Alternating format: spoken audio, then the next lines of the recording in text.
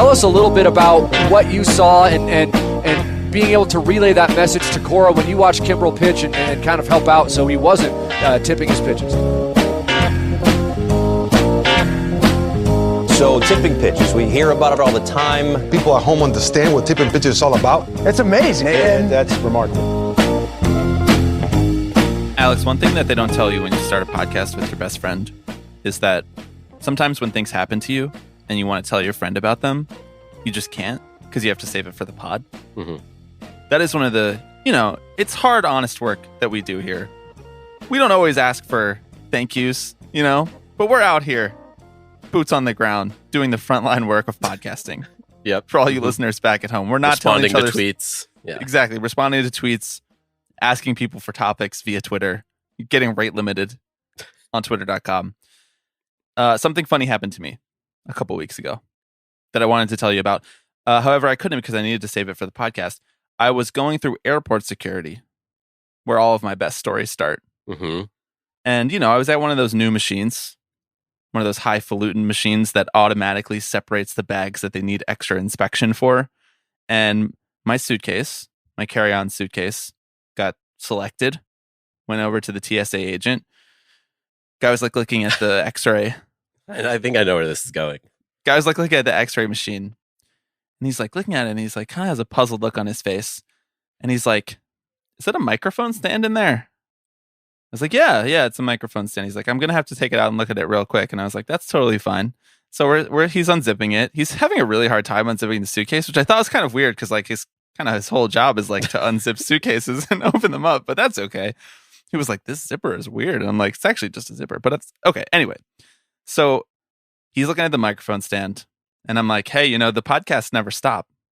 Just trying to make small talk with the TSA agent. Right, as one does. It was like a young guy. He seemed like he was having a fun time.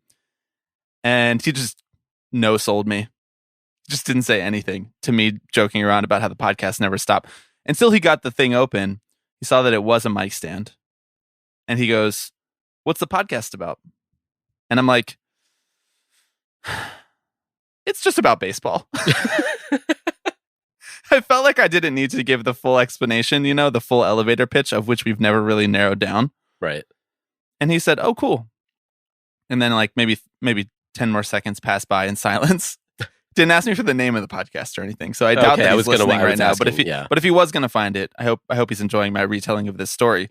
He puts all the stuff back together. He zips the suitcase back up for me. He hands it back to me. And when he hands it back in a very fatherly tone, he just goes, don't stop. Keep going. Wow. Yeah. You made a friend that day. I made a friend, but also I kind of felt like he thought that I had just started the podcast, not like we were coming up on our 6-year anniversary of doing this show. I was a little hurt that it seemed like I was maybe putting off amateur junior podcaster vibes. Right. What do you think? I was going to stop? Guy, there's a microphone, an XLR, a mic stand, and a Scarlett 2i2 in here. Yeah, I'm traveling. You think that I just started yesterday? Which airport was it at? Unfortunately, it was at Newark. Newark Airport. I don't often fly out of Newark, but when I do, I hate myself for choosing to do that. Well, I was going to ask because when I was flying out of LaGuardia a few weeks ago, I was wearing my Orioles nationalized baseball shirt, and the TSA agent stopped me, right, and said, "Hey, nice go team, nice shirt." It's like that's yeah. Do you think he was just an Orioles fan? You think he just didn't read your shirt that closely? I'm not even certain that he was really a baseball fan because he read the text and read it back to me and said, "Nationalized baseball, what is that?" And I was like, "It's just an idea." Right on. But the reason I asked, the revolution will not be televised, but it will start with TSA agents. Right, it will be going through security. So what you're telling me is there are multiple TSA agents now who are tangentially aware, New York area, right, of tipping pitches, who are a part of this cinematic universe. I don't know if they understand what it's all about, but they could. They could. I really can't self promo in those situations. I can't get myself to say the name of our podcast to a stranger. There's just something really mentally blocking me from doing it. I have to be directly asked what it's called. And even then I'll be I'll pull it up on my phone and show someone. It's really bad. I'm not just not born to be a content creator, I don't think. Well, I mean, some people create the content and some people market the content, right? Mhm. You create the content. That's half the battle right there. Maybe we come up with like little business cards or something, just like my podcast is called Tipping Pitches at @tipping_pitches on Twitter. Like just blank, like a Patrick Bateman style, like business card, like Times something New that really Roman stops size people 12. in their tracks. Yeah. So in that equation, are you the person that promotes the content? Are you out there marketing the content? That might be saying a little much, but I can at least get the words out of my mouth, So it's we each play the role here, right? It's you give the elevator pitch, someone asks what it's called, and I say tipping pitches, right? We're like a marketing battery of sorts, Yeah, like a good cop, bad cop. Right. That doesn't really work. Anyway, we have some fun topics on board today. This is the first podcast you and I have recorded together in quite a little while. We've banked a few episodes, so a lot of stuff has happened since we recorded last. We fielded some topics from our lovely listeners on Twitter, on the dyingdaysofTwitter.com. We're going to try to breeze through as many of those as possible. I'm sitting in a room that is getting like 1 degree hotter per minute, so we'll see if my brain actually lasts throughout this recording. But before we do all that fun stuff, I am Bobby Wagner. And I'm Alex Baisley. And you are listening to Tipping Pitches.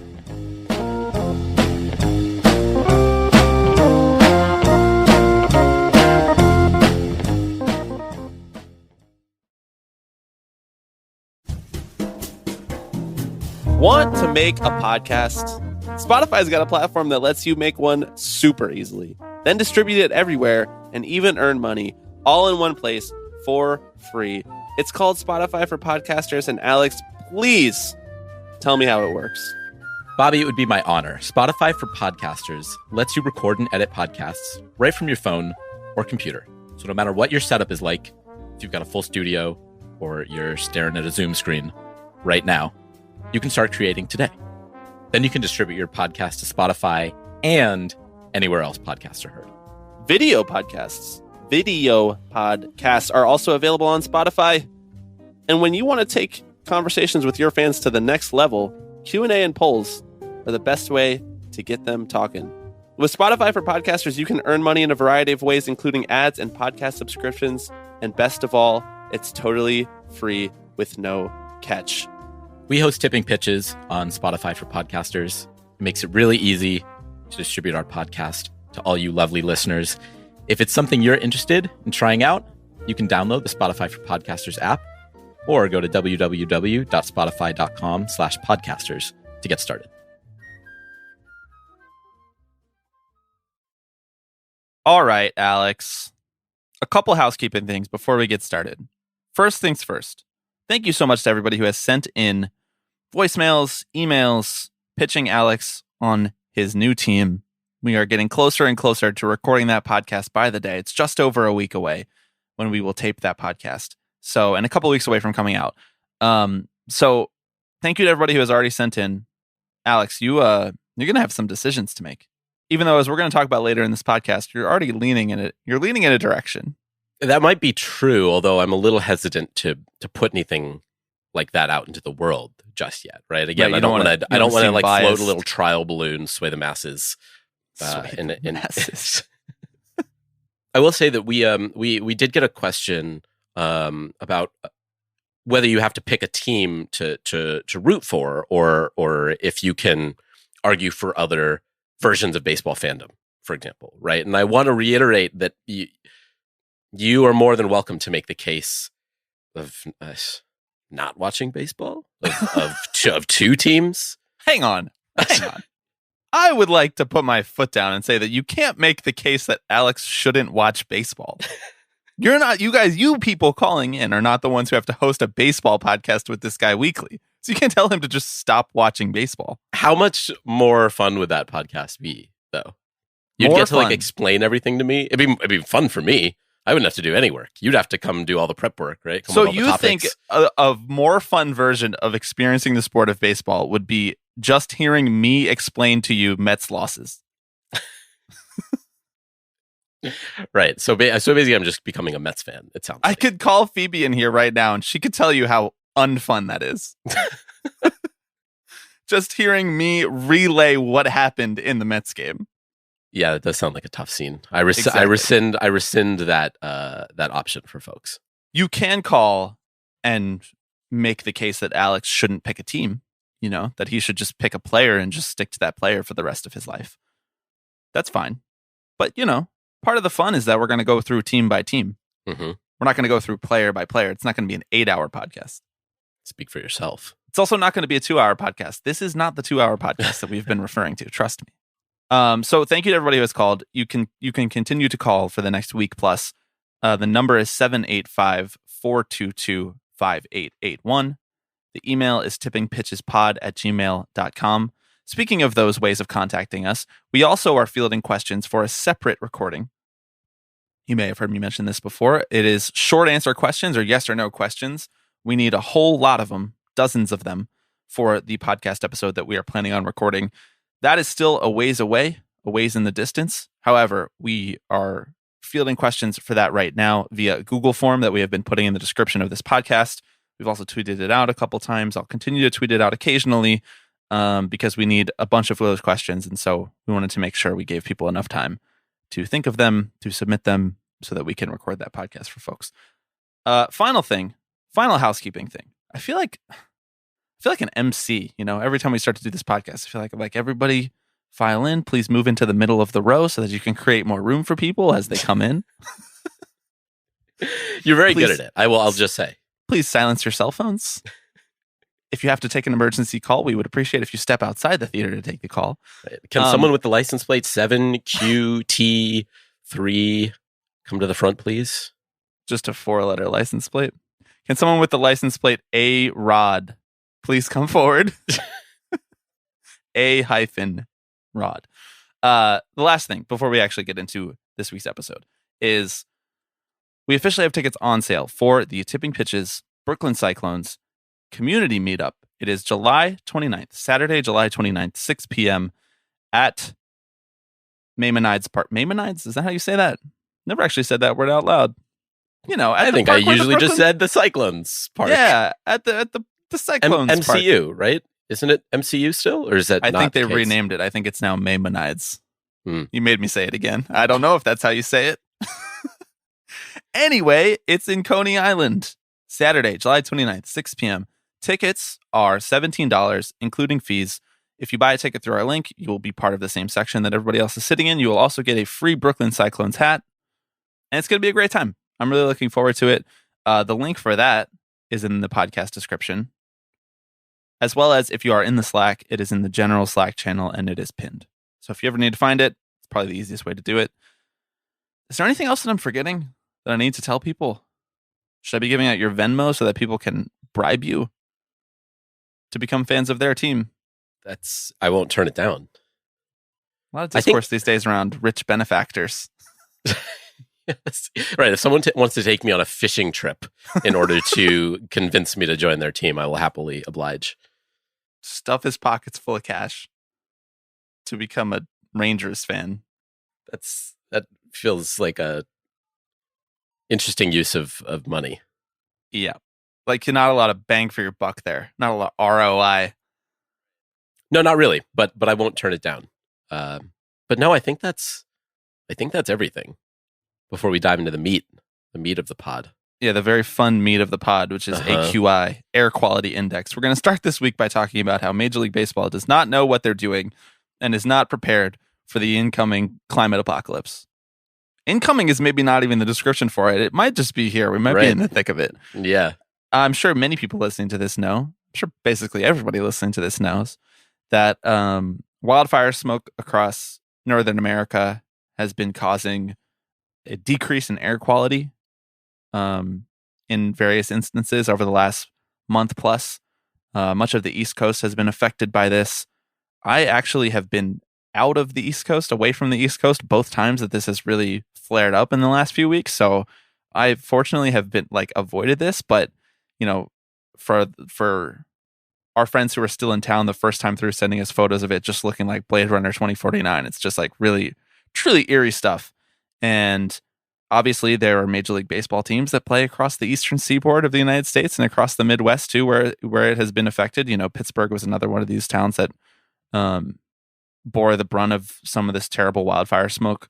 And I think it's presented some interesting problems for teams and for the league in deciding about whether they want to play through some of these conditions, whether they want to postpone these games, and how long they will have to postpone these games because they don't know when some of this wildfire smoke is going to clear, when the air quality index is going to return.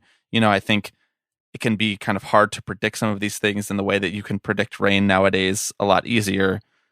I mean, I don't know if there's like a question in here. I don't know if there's like a large takeaway in here other than it seems like a league that was totally caught flat-footed over something that has been happening for basically years now.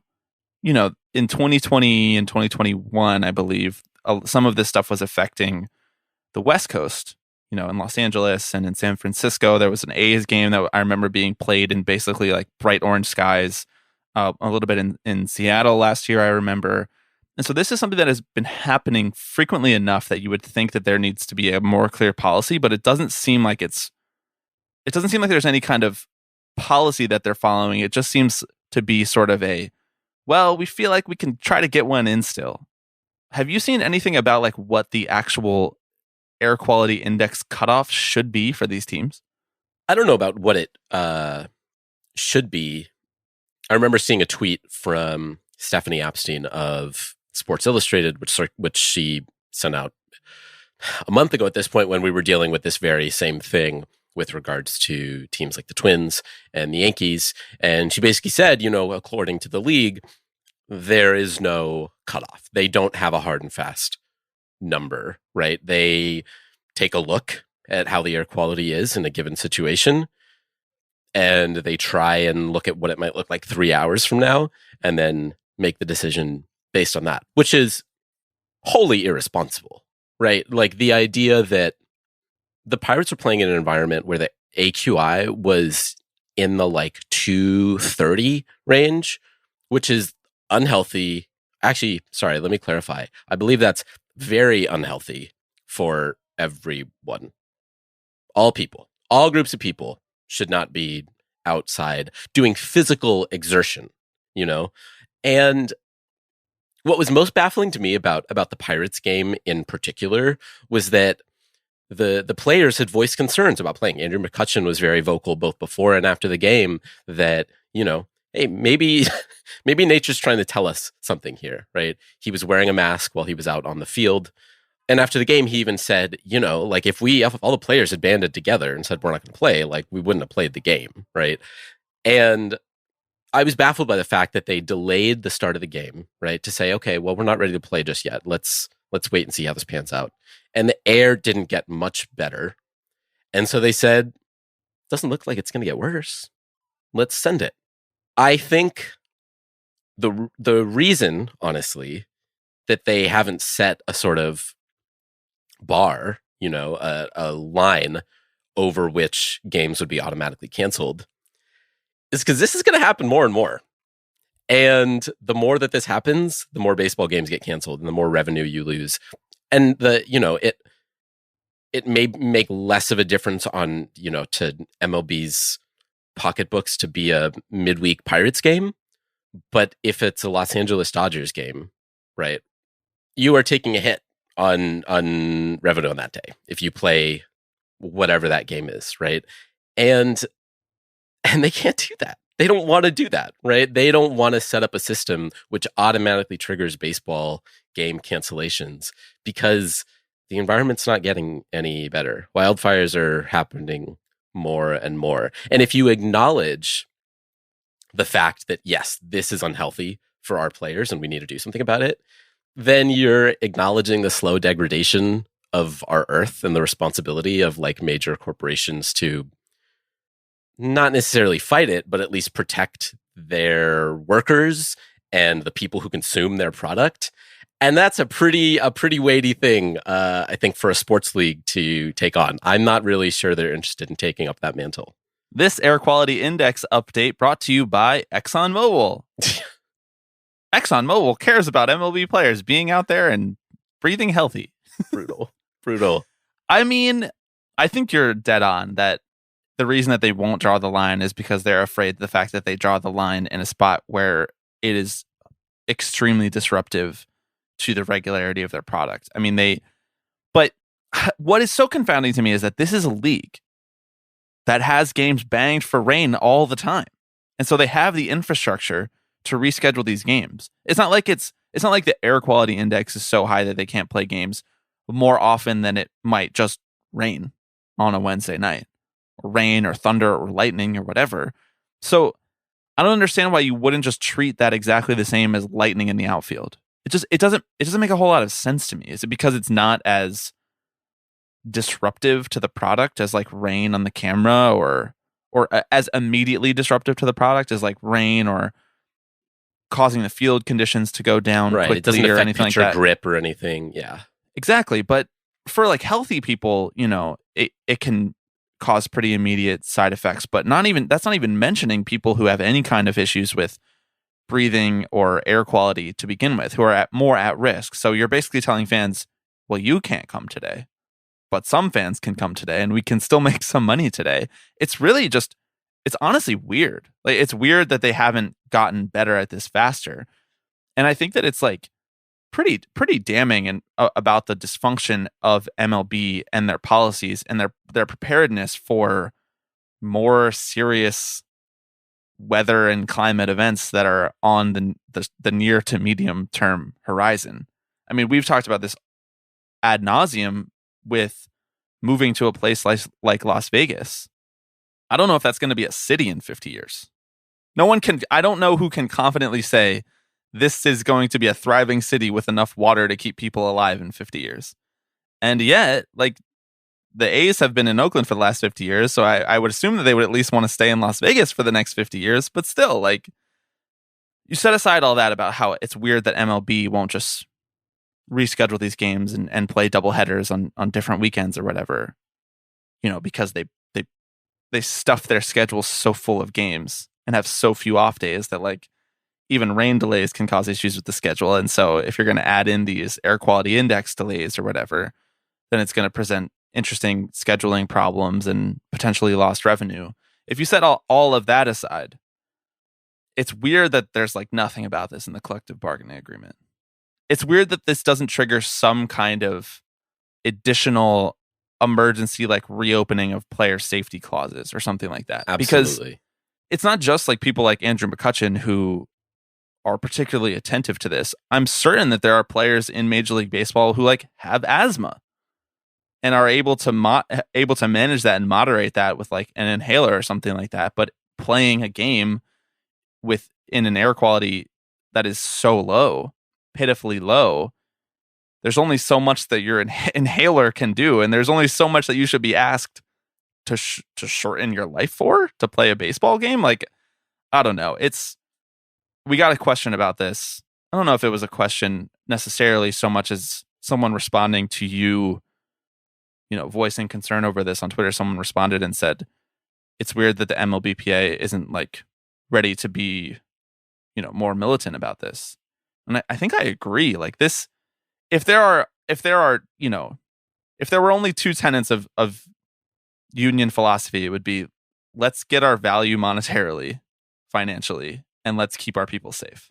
And This is one of those things. So I don't know. I hope that this is the type of thing that, like, not just the MLBPA, but like all unions are going to start thinking about. All unions within the baseball world and outside of the baseball world, because it's not just baseball players that have to come work this game too. It's stadium workers, it's grounds crew, it's parking attendants, it's everybody who is tangentially involved in a Major League Baseball game. It's particularly baffling given that they spent 3 years crafting and refining health and safety protocols for what to do when the air that you're breathing might be dangerous. Like, I think you remember they actually canceled half a season as part of that, right? And much to their chagrin. Much to their chagrin, yeah. That was wild. Remember when the owners were like, nah, we're not going to come back because we're not going to make that much money. That was so cool. That was a fever dream, all of that. But like, I think the desire to have real like guardrails and protocols around this sort of thing is probably hindered by the fact that like this has been unfolding over the past few years, right? It's not like, say, a global pandemic that shuts everything down all at once and you're forced to respond, right? It's kind of, MLB has the benefit of being able to say, well, let's push it a little further, right? Let's just see kind of how far we can go. And you wait until the actual product is impacted on a very visible level, right? Or until, again, the workers come to the table and say, we physically cannot play in this, right? And so I think that that's what we've seen, right? Is kind of MLB stringing everyone along and saying, again, case by case basis. MLB loves its case by case basis these days. And what's one thing that you think that MLB doesn't think is a case by case basis? Arbitration?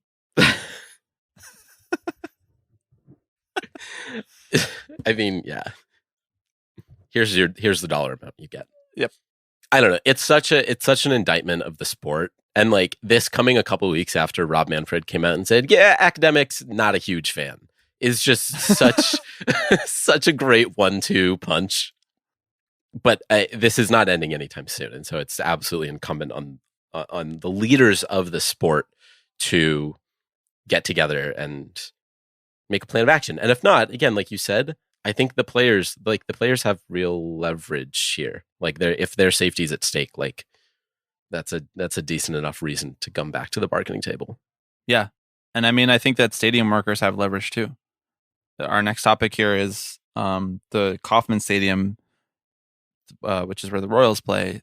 Their stadium workers are currently trying to renegotiate their collective bargaining agreement. They just filed a federal labor charges against the Royals for not bargaining in good faith. They're represented by SEIU Local 1 in Kansas City. Representative, quote, this is from the KCUR story. Representatives say that during their more than 6-month contract negotiation process, the Royals have withheld information, surveilled, interrogated, and threatened workers. It's worth noting that this is the first contract negotiation that has come up during John Sherman's ownership tenure of the Royals, and it seems like it's not going swimmingly. John Sherman, where did he make his money, Alex? Wasn't he an oil guy? Was he? They're always like, yep, he's the propane weird guy. Oils. Oh, propane. There you go. Yeah. Right. Energy LP, an American supplier of propane based in Kansas City, Missouri. The 4th largest propane retailer in the United States. 4th largest? Come on, John. Sell some more propane. It's also a major salt miner. Oh. With salt caverns being used for natural gas storage, it all comes into focus. This is all coming in the recent Royals context of the fact that they won a new stadium in a new entertainment district in downtown Kansas City or North Kansas City, a $2 billion project, sort of like in the Braves model of remodeling an entire area and having it become a quote unquote entertainment district, whatever that means. And these workers are the ones that are adding the value to this entertainment district. You can't have the entertainment without the people serving the food, opening the gates, showing people where to sit, showing people where to park. Like, I remember when we talked with the Unite Here folks about the Dodger Stadium potential strike, the strike vote, the negotiations over their contract are on All-Star Weekend a couple of years ago. And it just sounds kind of like remarkably similar to how things are going in every stadium. So I don't know that there's a direct link between this and like the air quality index or necessarily, or the, workplace safety of being players going out there playing in poor quality air and being workers who are not being met at the table to talk about some of the issues that are facing them. But like, it does all kind of come from the same place of like wanting to maximize revenue and not agree to or not enter into any kind of binding contract that prevents their long-term upside. Yeah, there were a couple articles in KCUR about this, and thank you to Francesca for sending them over. the other article talks about kind of a rally that various groups of unions and elected officials and community members kind of had to come together and basically pressure the Royals into guaranteeing worker benefits, right, amid this new stadium. And one point that was brought up was the community benefits agreement, which you always hear in these stadium negotiations, right, on both sides as like an avenue for actually securing tangible benefits for a city. And there are also ways that teams can put a nice little ribbon on what might amount to a heist from taxpayers, right? Now, the Royals are paying for half of this $2 billion stadium themselves, which is really quite generous. So generous of them. Yeah. But that, this is what a lot of these workers are arguing is like, before you choose a site, before you actually decide that you're going to take the money from the community and do all this hullabaloo, like we need to see in writing that the workers who are here now at Kauffman Stadium are like not just going to lose their jobs out of nowhere. And the folks at this new stadium are going to have a pathway to unionization, right? And a living wage. And, the Royals, for their part, pushed back and said, it's premature to talk about that, but definitely we want to take care of everyone, yada, yada. It's always striking to me because, I certainly don't expect the Royals to say, yes, actually, we will offer the path to unionization for the workers. We're big fans of unions, of workers unionizing, and we think that that dialogue's important. But it would also be a pretty easy win to say, yeah, actually, we do care about our stadium workers, and we do want to pay them a minimum, or we do want to pay them a living wage so they can live comfortably. I don't know. Maybe I'm feeling very naive on these topics today, but I'm just kind of like, it's not this hard, right? Like, it's not that hard to look out for your work. Like, if there's smoke in the air, it's not that hard to say, hey, you don't have to be in the smoke. If your workers are saying, I don't want to get fired and want to be able to live in a home, it's not that hard to say, yeah, that's a reasonable request for us, a multi-billion-dollar company. Like, I just feel like I'm getting whiplash right now. Yes, it feels like it should be an easy win for these teams to like agree to these things and have fewer plates that they're spinning. But also at the same time, like, one of the things with this negotiation that is part of the filing with the labor board is that it's illegal to like intentionally stall these negotiations. Like, you can't come to the table and just kind of be wishy-washy about things one day and the next day change your mind. And anything that you say in a legal setting when negotiating with the union is like that you've committed to that. And there is like admittedly like very gray area laws about what is bad faith negotiation versus what is good faith negotiation.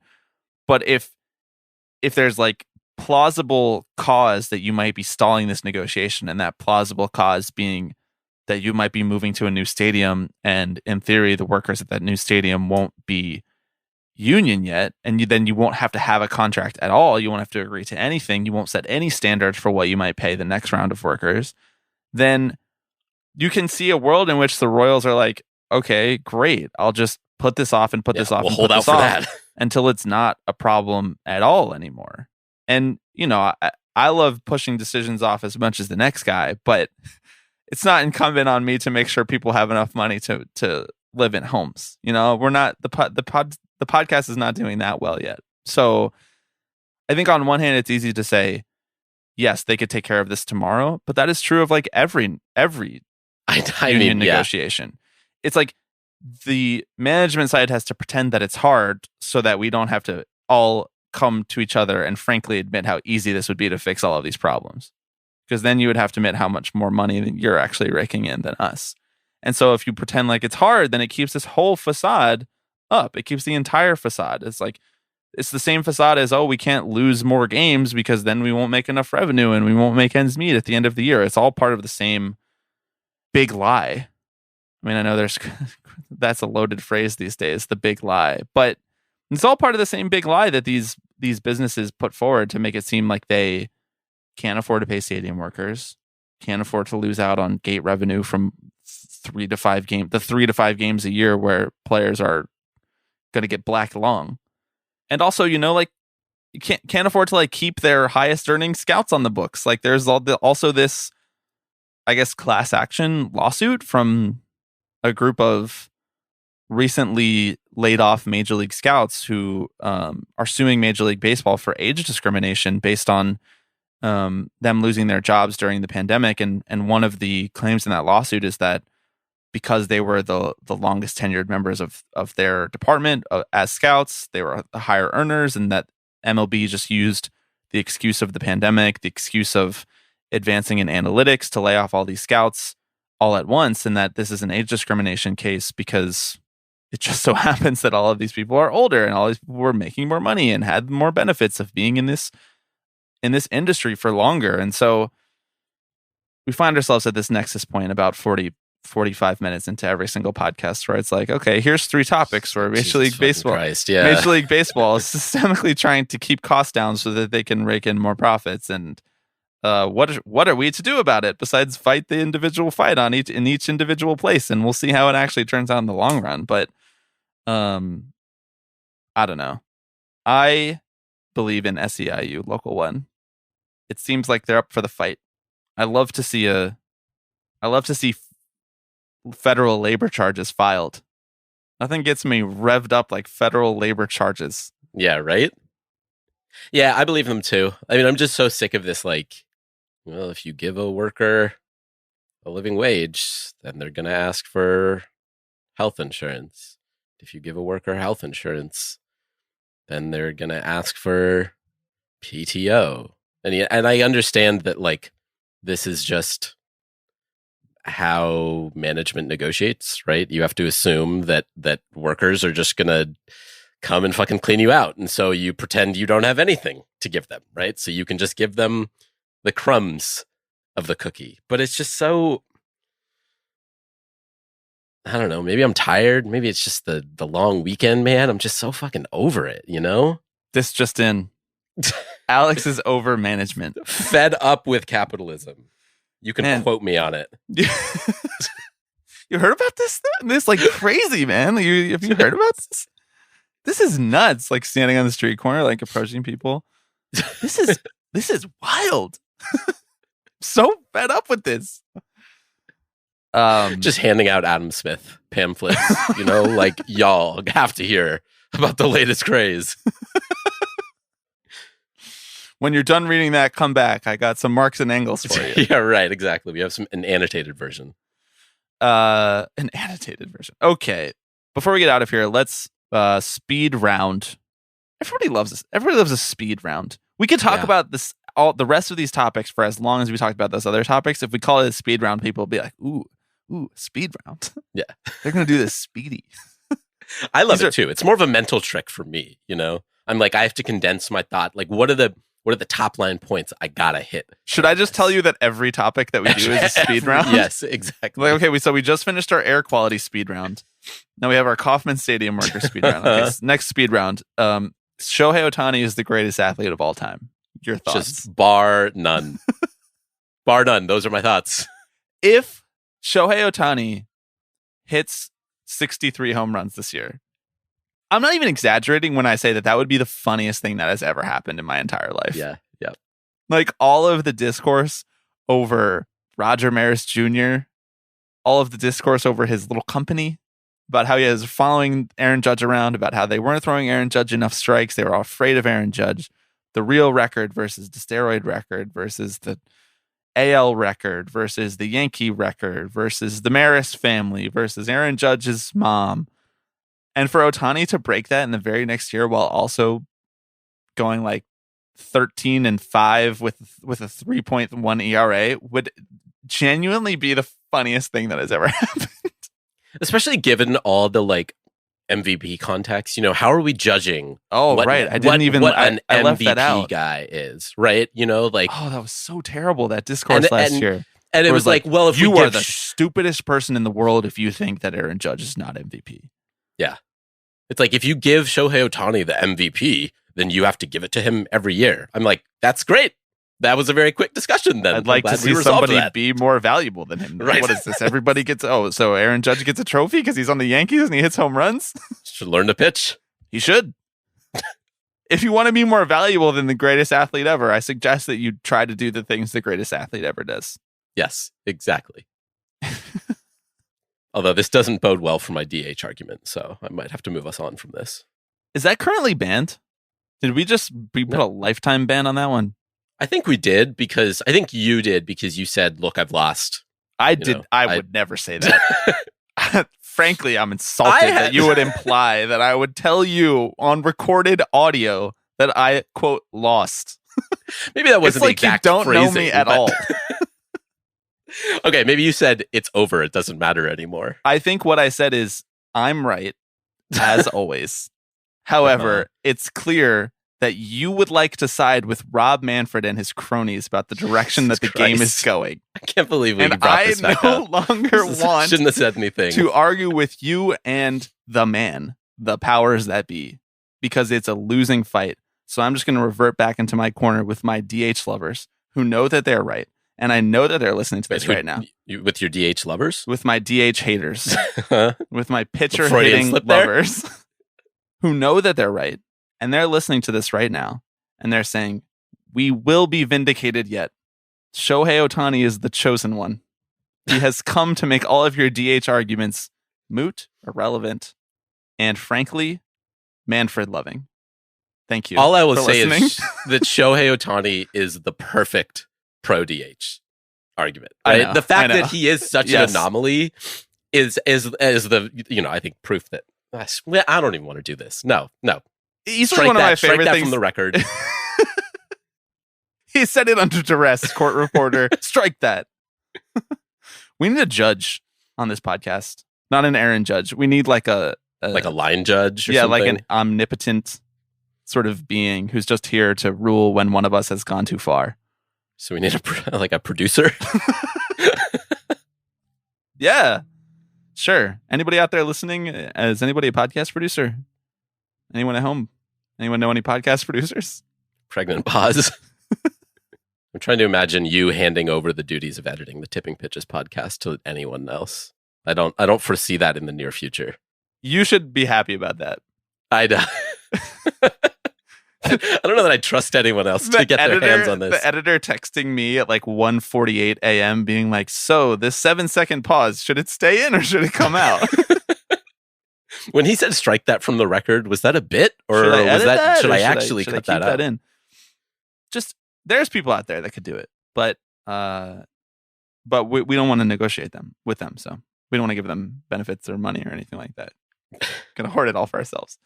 What were we even talking about? Ohtani? Shohei Ohtani. He hit one 493 feet. I know. It's so rare in life. I know many people have made this point, but it's so rare in life that something gets so hyped and then goes beyond, then delivers to infinity and beyond. You know, there's like 10 things in the world that have ever done that. And like LeBron and Shohei Ohtani are two of them. Yeah. Fall Out Boys from Under the Cork Tree is the third. Yeah, although their We Didn't Start the Fire cover maybe knocked them down from that a little bit. Heinous. If there's anything that can win you the Billy Joel argument, it's the existence of We Didn't Start the Fire as a song. That song is exactly. god awful. I know. Yes, but to his credit, I think he's said so himself. So Billy, I think has said, yeah, it's a gimmick. It's a gimmicky song. We love a self-aware king. So we love yeah. You know, I was listening to Thunder Road the other day, the Bruce Springsteen song. Yeah, You familiar with it? Your favorite song of all time? Actually, second to Jungle Land. Oh, yes. It was Jungle Land. When we were practicing our roommate trivia, you told me Jungle Land. So I was listening to Thunder Road, which is like an 11-minute song. And no, Jungle Land's the 11-minute song. Thunder Road's like 4 minutes, bro. Oh, you're right. Okay. Strike that from the record, producer. Strike it. Just edit out the last 8 minutes, please.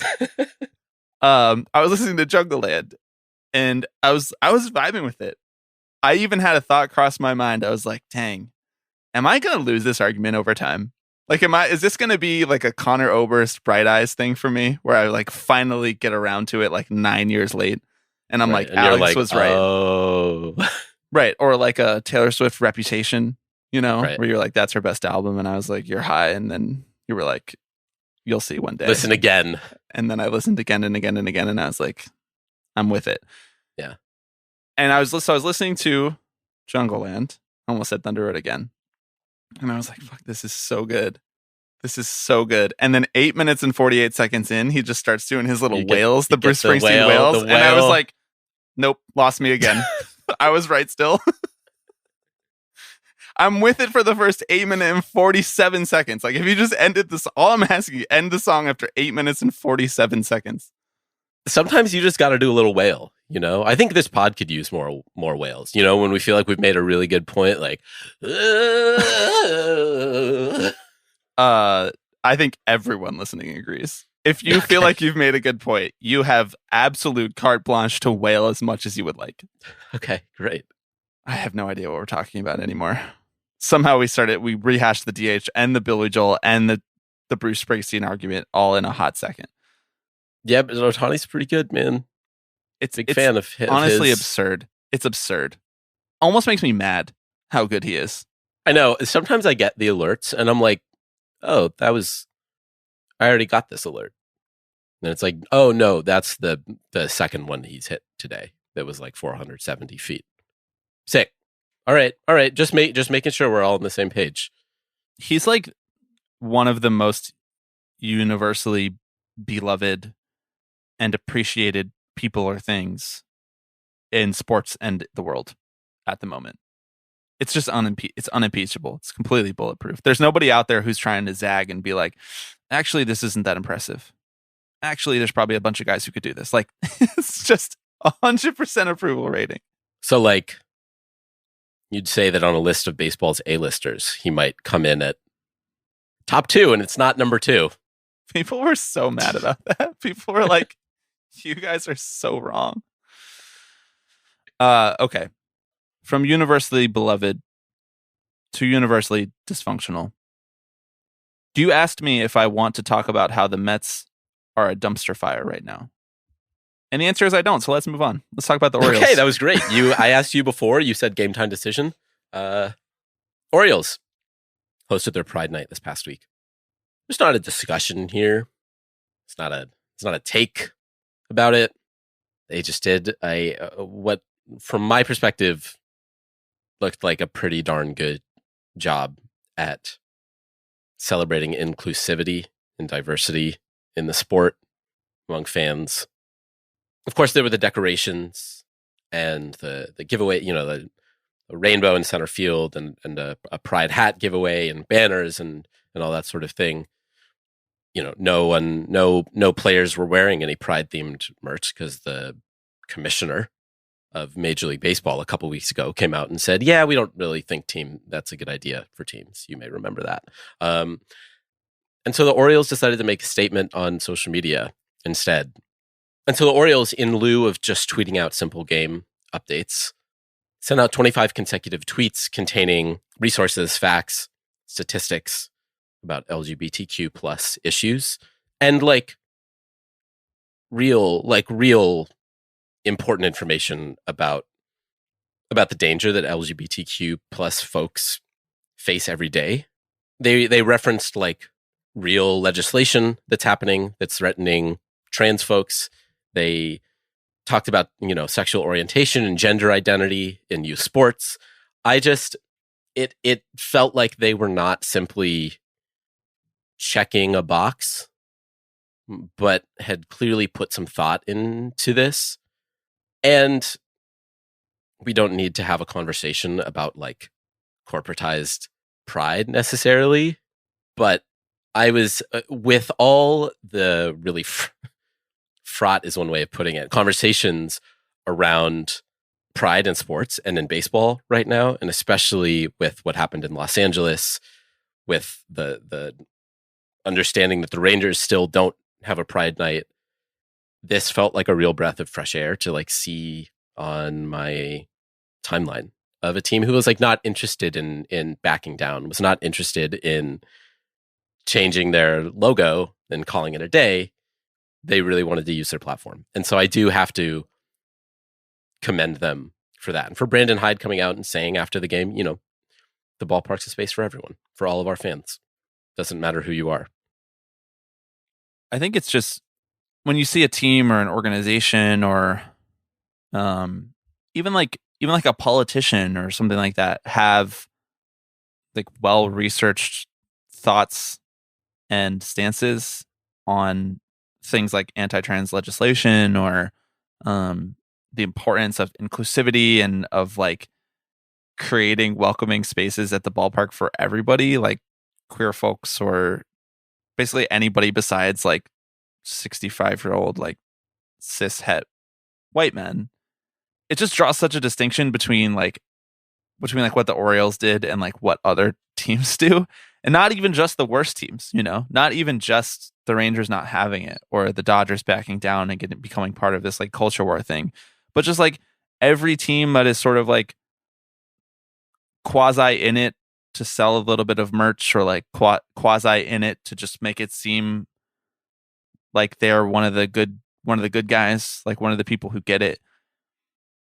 It's not that much work to like understand who people are, you know.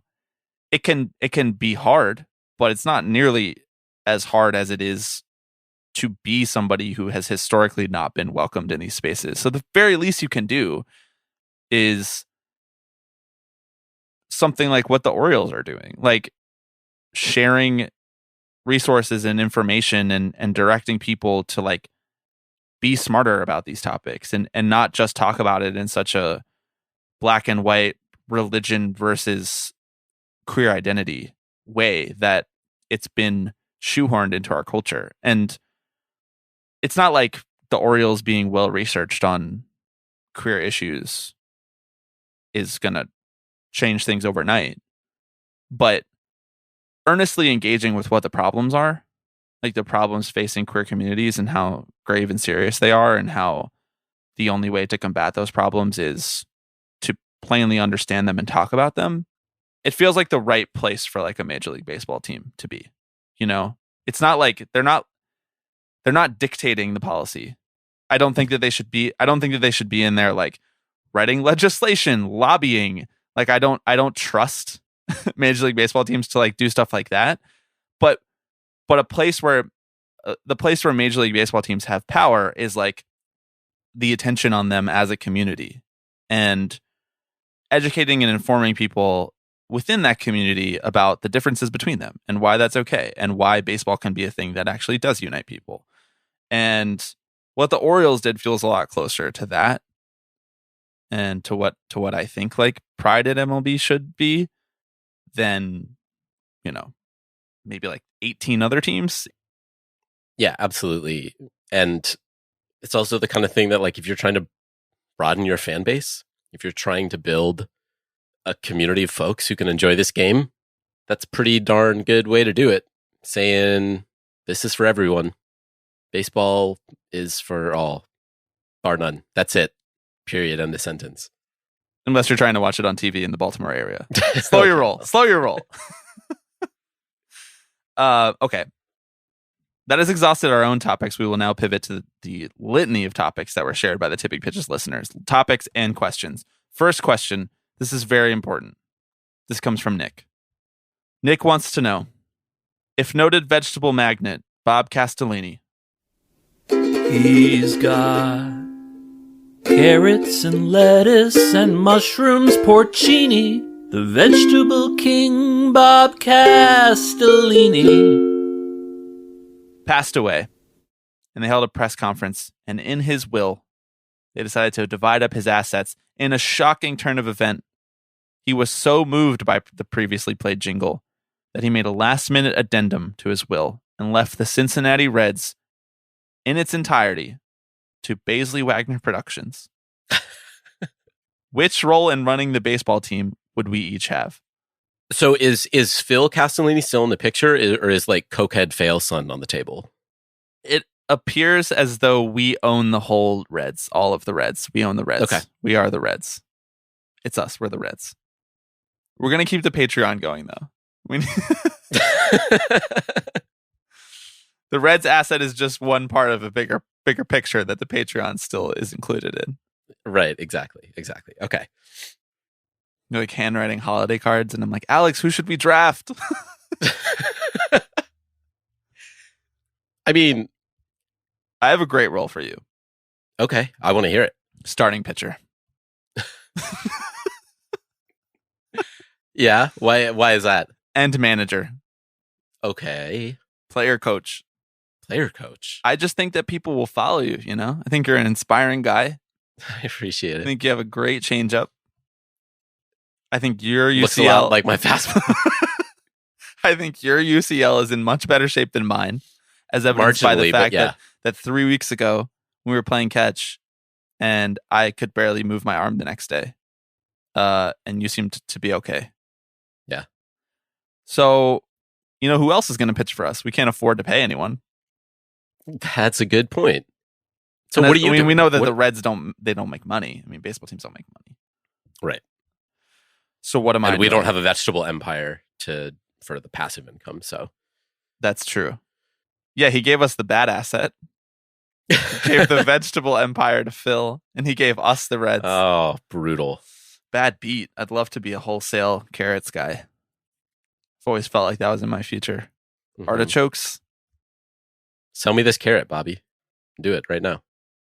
You look like you need some vitamin A?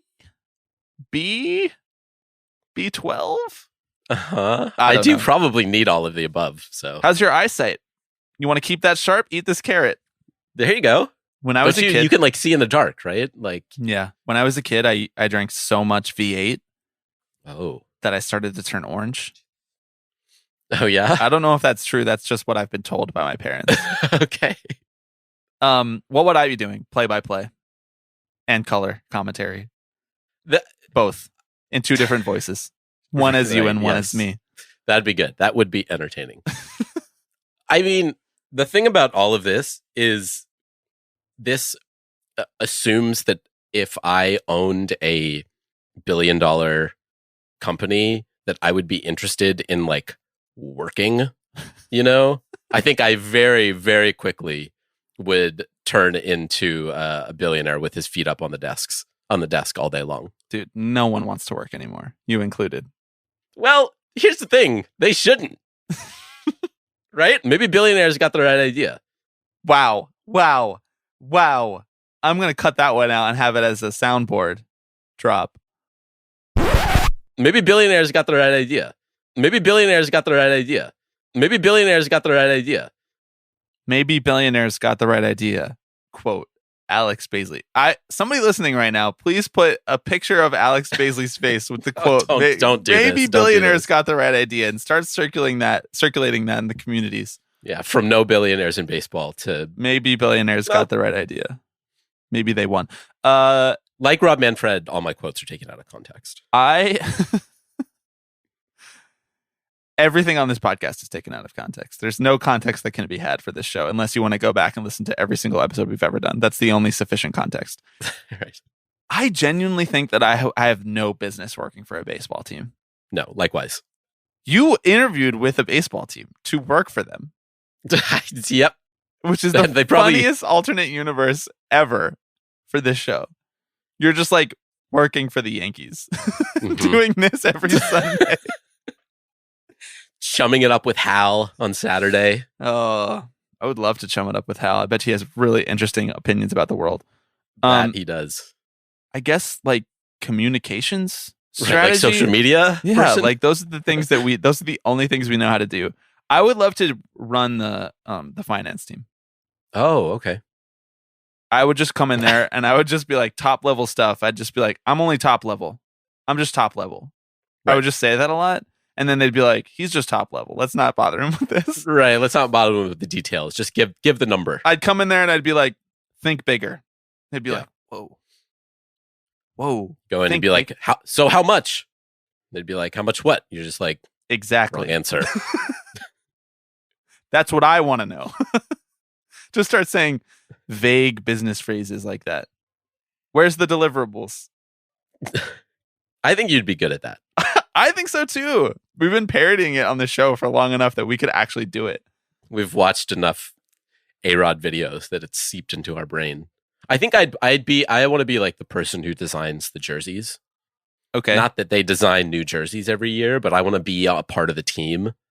I want the title risk management. Okay. I just feel like a lot of people have that title and I don't know what they do. Risk management. That could be a lot of things. Like, are you making it more risky? Are you making it less risky? Where is the risk? Financial, cultural, institutional risk. You're just managing the existence of risk, right? Not too much, not too little. So, right. Do people who do risk management, do they come in and they're like, there's some risk here today? Tomorrow, let's try to have less risk. I think you've got it. I'm on a whole risk management kick because like companies just have like internal like investment banks. Like every company over a certain size is like also an investment bank. Like they're a tech company. Like Facebook is a tech company. They have Facebook and they have Instagram and they have like, no, that's meta to you, bro. Hordes of Russian bots. They're a surveillance state also. But then also they have like 1/4 of Goldman Sachs just embedded into the company. And a bunch of those guys are just doing risk management. I know I've said risk management about 100 times in the last, I don't know what it means the last 3 minutes, but I feel like you and I could just both do risk management for the Reds. Can I be okay? How about this? I will be. Is it risky? Risk management. Should we put Tom Brenneman back in the booth? No. See, I'm already managing the risk. Okay, counterpoint. You have to take risk to win big. More risks. I want to be like the special assistant. You always hear about special assistants in front offices. Oh yeah. I want to be that guy. To the GM? Who would you hire as a GM? Once again, these are decisions I'm delegating. I'm not making any of these. I'm top decisions. level. Yeah. I'm top level risk management. I don't watch the games. Only come to me with the deliverables. Just come to me when you've picked a GM. They come to you with like 8 candidates and you're like, not risky enough. Mm-hmm. They come back to you with like a bunch of guys in different fields and you're like, too risky. I have nothing more to add to my resume for the Reds right now. But if Bob is listening, there is some risks here, but there's some reward as well. My new thing is being as disrespectful to like white collar finance people as like white collar finance people have been to like blue collar union jobs for the last 100 years, basically. So I'm trying to like flip the paradigm a little bit. So I'm just like, risk management people, they don't do anything. They do nothing. I mean, that's like consultants. Like, what are you consulting on? You're just going in and saying, yep, no, it looks like you got some problems here. Yeah, it's always like they have one big question and they need some consultants to figure it out. It's like, I have some consultants for you. The people who work for your company already. If you just ask them what they think, they'll probably know the answer already. You could consult the consultants. Oh, that's true. Special assistant to the consultants of the Cincinnati Reds Baseball Club, LLC. Okay. I feel bad that we didn't answer Nick's question in a serious way. I don't know that I have a much more serious answer. I'm quite literally not qualified to do a single thing within a Major League Baseball club. I would handle the union negotiations. I'd just give them everything. Sounds good. Think bigger. Top line. Thank you for that serious answer. Okay, I'm glad we spent like 30 minutes answering that question because now we have about 20 other topics to fit in the next 10 minutes. So let's power through them. Our friend speed round. Our speed round. Yeah, we're back. Oh, we're back to the speed round. We forgot about it. Our friend Russ Steinberg, former guest of this show. Russ wants to know, what is your strategy for Immaculate Grid? The craze sweeping the baseball internet. Immaculate Grid. Are you playing at all? I am. Yes. Thanks to you. You texted me like a few weeks ago. I boomer last week, and you were like, "What is this?" And I tweeted about using Pat the Bat Burrell, right? Yeah, Pat the Bat Burrell in my Immaculate Grid, and you were like, "Haha, what is this?" There was just a picture of him with like 0.9% in the corner. I was like, "What is happening?" It's one of those things where you're like, everybody is tweeting this exact thing, and I don't know what it is, and I'm too now at this point I'm too afraid to ask. Interesting question, Russ. What is our Immaculate Grid strategy? My strategy is not being good at it. That's my strategy. My strategy is to try to get as many right as possible and to oftentimes fail. This game has really humbled me a lot about my historical baseball knowledge. I'm like, wow, I don't know a single pre-2004 Milwaukee Brewer, I guess. Can't think of a single one right now. Now, if you told me the names, I'd be like, oh yeah, he's a Hall of Famer, first ballot. Yeah, exactly. My brain doesn't work like this. I can remember very specific things that I've like experienced and talked about and been at, and but I crumble when it's like you have to think of this very specific thing in this very specific way. Yeah. So I'm honestly not great at it. I can get it like a lot of the days if I take my time with it. I like put it down and come back to it. I'm like, oh yeah, that guy played for the Phillies and Mariners. That's an easy one though. Gene Segura, come on. But I'm not like some of y'all out there. Let's just put it that way. Which, to be clear, some of y'all are also lying. Like, no way you know all these fucking people. Lying, not telling the truth, lying. When over half of your grid is people who don't have photos, you're lying. You're lying. No. Stop lying. You're lying. I think my strategy, honestly, such as there is one, I think when I started, I would like try to get cute. I'd like think of someone and be like, no, that's too obvious. I like Phillies player who's hit 40 home runs. Okay, I could put Ryan Howard, but I want to do something more creative. And so I'd think on it Jim Thome for like an hour. Well, there you go. Yeah. I stopped trying to get cute. I was like, nope, first name that pops in my head. That's the one that's going in there. I'm not looking for a rarity score. I don't care. Well, for me, it's like the first player that pops in my head, I will often put, but I'll just make sure that I can't use him somewhere else in a place that is harder for me to think of. So that is my strategy. I will think of a person who might fit multiple places, and I'll put that person in the place that I am struggling the most with. I'm just going to say, one of my other strategies is just knowing who Greg Maddux is. He's like the answer to a lot of the problems. Yeah, it's like him and Edwin Jackson. It's like, pitcher who's had 800,000 wins and 38 Gold Gloves for the Atlanta Braves. Who could that be? I've used quite a bit of Greg Maddux. Sprinkle a little Jeff Francoeur in there, and you're good to go. There you go. I will say the last thing I'll say on this is that sometimes you can be the judge of whether or not this is cheating, but sometimes when I can't think of a single baseball player, I'll like go to enter a players if I was going to enter, and then just type a letter and see who pops up. I'm like, all right, so Phillies, Mariners, I can't think of anyone. Let me just put an L in there. Oh, that's right. These are all baseball players. Just to jog the memory a little bit. Rarely, the first names that come up are never the ones that are like the answers, right? But sometimes I find myself struggling to remember like who has ever played baseball. Yeah. And that's a really good way, I think, to remind myself of past lives of teams. It's like Billy on the street. Name a baseball player. Yeah. Okay, next question. Which current Met is most likely to risk it all for Mrs. Met? This is hard hitting. This is hard hitting. I also I don't want to slander anyone who's in like a committed relationship with like a significant other right now. Stop. We're not capable of slander. Editor, strike that if it's slander. That's true. If we've made it this far. I don't know who plays for the Mets. Come on. My answer is Drew Smith. He just seems like he seems like a interesting guy. He seems like a little bit like a fuckboy. I don't know what to tell you. I initially thought Nimmo, and then I realized that like I don't think he'd partake in adultery or like home wrecking. I think that he would think that it was ungodly to try to have relations with a woman not made in, God's image. The image of God. Yeah. The image of a baseball. That's not his God. It's not his God. But it could be our God, Frankly, it's ungodly not to have relations with Mrs. Met. It's Drew Smith. The answer is Drew Smith. Yeah, yep, uh-huh. I'll tell you who it's not. It's not Francisco Lindor. Nope. It's not Pete Alonso. Nope. It's not Starling Marte. It's not Max Scherzer. No. It's not Justin Verlander. Who's a weird guy who I'm finally happy he is pitching well. That's about enough. It's enough. It's enough of the Mets for me. Drew Smith. How about Grant Hartwig?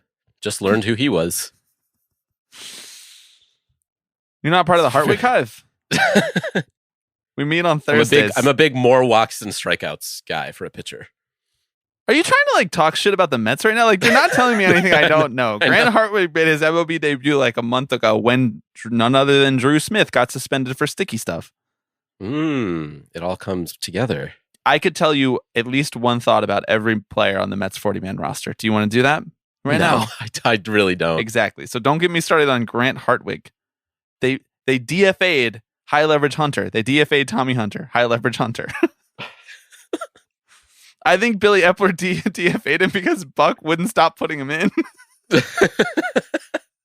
He's just like, he's a vet. You know, I trust him. They wanted him to throw literally anyone else. They were like, please, we signed Brooks Raley. Billy Epler's like, please put him in. And Buck's just like, not gonna be able to do it. Gotta go back to high leverage Hunter. Hey man, you do what you gotta do. You trust your guys, you trust your gut. Give them a chance. Maybe they'll shine. Okay, next question. This might divide the podcast. Greta wants to know, if you made a team entirely out of Bobby's and an entire team out of Alex's, which team would win? I mean, I initially was going to say probably yours, but again, with my UCL being more intact, like, would you be able to make it through a baseball game? Here's a question. A game of catch on the beach. Here's a question. Am I allowed to give a couple of the Bobbies Tommy John before we play? Good question. I would have to think yes. I think your team would win. Okay. It's very kind. We're very kind to each other. I just think it's been longer since I played baseball than you played baseball. Right. Like in an organized way. So I think that's why I asked if I could have like a year and a half and I could give a couple of my guys TJ, get back in the biz, you know. Right. Can you set up a minor league of Bobbies to like work on their skills? A complex league? Yeah. I fly all my Bobbies down to DR to train them. Yeah, we're in Omaha, Nebraska on a minor league backfield. No, but I think your guys, the fundies, would just be better. I'll tell you one thing. One thing I don't like to do is field ground balls or catch fly balls. So I hear that you need to do that most of the time. You know, there is a position that allows you to say hit while not having to field ground balls or fly balls. Yeah, it's called pitcher. On the tip of my tongue, it's called pitcher. It's called pitcher. Where you pitch. No, dude, you got to work on your PFPs, bro. I'm fine with PFPs. You know, you lay down a bunt, I'm getting that bad boy. Yeah, you got the wheel down. One thing I always really struggled with though is that like the weak grounder to like glove side, I'm right-handed. So glove side towards the first baseline, and you have to kind of toss it to first, but you can't throw it too hard because your first baseman won't be ready for that. But like when my arm was live back in the day, it was live. Can't stop it. Just I'm max effort all the time. Fire one, let it loose. Fire one of you. Look out in the front row. So what you're saying is I just need to lay down bunts down the first base line the entire time and I'll be good. Pretty much. Although, how's your bunting these days? I can see a lot of your Alexes having broken fingers. Broken fingers, yes. Yeah. And you need those. You know, you need your fingers. I just got an alert from Apple Music that We Didn't Start the Fire single by Fall Out Boy is available now. Oh, God. What do they know? All right, wrap it up. It's time to stop. I hope people can tell that I'm like literally sweating so much that I don't even know what we're talking about. Like by the energy of this podcast. We have one final question. I apologize to everybody whose topics we did not get to. Those topics included, if baseball was different, how different it would be. Bray and Bello, top 5 rate limited teams. If each social media app was a baseball team, who would be Twitter, Facebook, Reddit, or Mastodon? How do all new stadiums have retractable roofs? Argue about baseball food. These are all great. These are great topics. We just ran out of time. The final question comes in the form of a voicemail. This is from a listener named Marty. I will play that voicemail for you right now. Yes, Marty. Hi, my name is Marty. I actually went to the Dodger game recently in the nice seats. Never ever get to sit there. And I'm looking around and I see this old guy that I swear I recognize. I'm like texting my friends, trying to figure out who it is, and then all of a sudden I realize, holy shit, that's Scott Boras. I am 15 feet away from Scott Boras. nothing I can do besides to try to approach him. I go up to him, I say, "What's up?" And he clearly never gets recognized. I sent a picture of us. I was starstruck. I felt like you guys should know this. I didn't wear any Tipping Pitches merch. I felt like I should have. But, you know, it was really cool for me. Marty, thank you so much. I could hear the joy in your voice as you So were recounting that story. I love how he's like, I felt like you guys should know this. And he's right. We should know that. If you have met Scott Boras, because we had another listener who told us that they met Scott Boras too. If you've met Scott Boras, clearly dude's available. I know. Also, he's just at Dodgers games. I know. Just like in the seats. How does this guy find the time? I know. Scott Boras vampire theory. Dude doesn't Scott sleep. Boras team of unpaid interns theory. Less fun, more true. Scott Boras is going to be a billionaire someday, and then there's going to be years and years of recorded history of us praising a billionaire. Have you thought about that? I mean, I think I went on record on this very podcast and noted that maybe some billionaires have it right. So maybe billionaires got the right idea. I know. I feel like you're just getting out ahead of it. Taylor exactly. Swift is going to be a billionaire by the end of this year. So there's That a is second true. billionaire that we've praised. Tough scene. Still reckoning with that one. Marty, you did the right thing. Going and getting a photo with Scott Boras. If you ever run into him again, my one piece of advice for you, aside from the fact that, you know, be wearing Tipping Pitches merch, my one piece of advice for you would be tell him to listen to our podcast. Ask him if he would like to come on. You know, this is our push into being tastemakers, right? Influencers in the baseball world. I feel like we're already there. Yeah, but if we have Boris's ear, there's no stopping us. That's true. People do kind of just grovel at the Scott Boras trough. All Whatever the off-season. fuck he says. Yeah.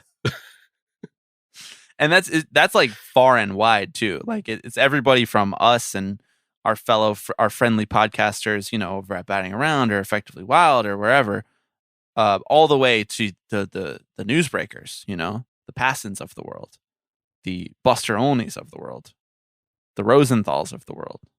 Keep going. The Bob Nightingales of the world. Right. The Verducci's of the world. I just want to say, okay. Uh-huh. To my good friend Rohan. I always love this. To my good friend Rohan Nadkarni. He's definitely not listening to this podcast. A basketball writer for Sports Illustrated. A native of South Florida, of the Miami area. A Heat fan, a Dolphins fan, a Marlins fan. Who has been giving me constant shit all year about the Marlins being better than the Mets and us refusing to talk about the Marlins. And citing Tom Verducci articles as the reason we should be talking about the Marlins. I want to say to my dear friend Rohan, I will never praise the Miami Marlins on this podcast. It just will not happen. It will not. I will not admit I was wrong. They are fraudulent. They're not good. They're not going to finish the season over 500. You heard it here first. You heard it here first. Luis, the Mets? No. They are god awful. They are absolutely a lifeless dog shit baseball team that does not deserve to be playing baseball games out there every day. Okay. Sell. Fire sale. Everybody out of town. Goodbye. Everybody not named Pete Alonso, Brandon Nimmo, Francisco Lindor, and Jeff McNeil. Sayonara. And Francisco Alvarez. And Brett Beatty. Okay. Everyone but the starting lineup. Get them out. No. Members of the starting lineup can go. Okay. Verlander, Scherzer, goodbye. Thanks for your couple months here of doing absolutely nothing. Appreciate it. Mark Hanna, we can send you off to a playoff team. I love you. It's nice of you. I'll send you anywhere except Atlanta. And I'm not sending you back to Oakland. or Miami. That's true. Did you send them to Miami? No. Because they're not going to finish over 500. They're not going to make the playoffs. They're fraudulent. They're fugazi. Their run differential is still negative. Like, what are we talking about here? Like 30 games over 500 with negative run differential. It's garbage. Okay, that's everything I have. Buy tickets to the Cyclones game if you live in New York or if you're going to be in New York on the weekend of July 29th and 30th. That link is in the description. Please continue to pitch Alex on a new team or no team or not liking baseball, I guess, which is something that he said that you could do. 785-422-5881. Please continue to submit in the Google form, yes or no questions or short answer questions. We've received quite a few of them. Many of them are tremendous. Alex, would you like to make one final plea for why billionaires are good this week? You know what? I will. Okay, great. This comes courtesy of a billion dollar corporation. This little news item I want to share with everyone. It is, of course, this is getting released on July 3rd. Tomorrow is July 4th. And in honor of this, I don't know if you saw this, PepsiCo is introducing Pepsi Cola Chop. Yes, that is Pepsi ketchup. Oh. At Chase Field, Yankee Stadium, Target Field, and Comerica Park. It's innovation, Bob. It's anti-American. They're still coming up with. There's one comment on this article that I'd like to read in its entirety, and then we can get out of here. This is my last case of Mountain Dew. I'm going. This is the comment. There's no like quoted parts or anything. This is how it starts. This is my last case of Mountain Dew I'm going through. No more Pepsi products. They promote income disparity, rich versus poor. On all the days in the USA, they do it on a holiday where everyone is supposed to celebrate as a country, not a select few at a baseball game. There's plenty of ingredients to make this product available for all. And you know what? He's right. He said, God damn it. Pepsi Cola Chop for the many, not the few. Oh, thank you, Alex. I much appreciate it. Thank you, everybody, for listening. We'll be back next week.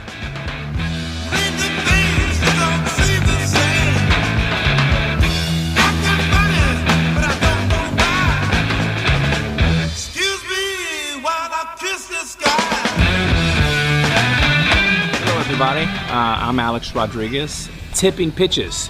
Tipping pitches. This is the one that I love the most. Tipping pitches. So we'll see you next week. See ya!